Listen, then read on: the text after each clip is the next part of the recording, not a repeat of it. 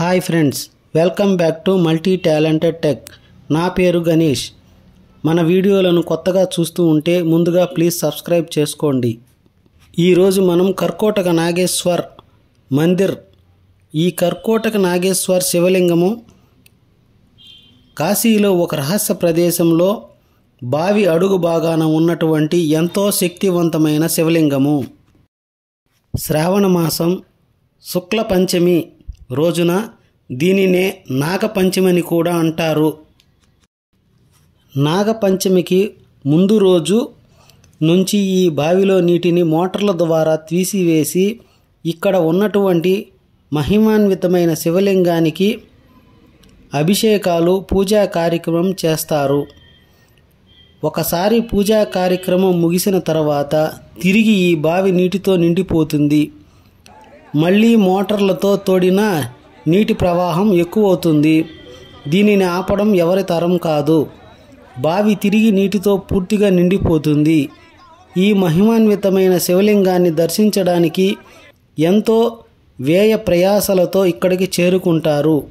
ఈ కర్కోటక నాగేశ్వర్ శివలింగాన్ని పూజించడం ద్వారా జాతకంలో కాలసర్ప దోషాలు అనే యోగం ఉన్నవారికి ఇక్కడ పూజలు చేయడం వలన ఇక్కడ కాల సర్ప దోషం నుంచి శాంతి లభిస్తుందని అంటారు.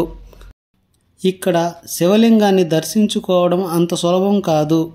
కేవలం 5 గంటలు మాత్రమే స్వామిని దర్శించుకునేందుకు అవకాశం కలుగుతుంది. స్వామి దర్శనం భాగ్యం కలగడం ఒక అద్భుతం. ఎంతో అదృష్టం ఉంటే తప్ప ఈ కర్కోటక్ నాగేశ్వర్ స్వామి దర్శన భాగ్యం కలగదు. ఈ బావిలో పూర్తిగా సంవత్సరం పొడవునా నీటితో మునిగి ఉన్నటువంటి ఈ శివలింగము స్వామి ఆశీస్సులు మన మీద ఉన్నందువలనే మనకు స్వామి దర్శన భాగ్యం కలిగింది. ఓం నమః శివాయ. ఓం నమో కాశీ విశ్వనాథాయ నమః.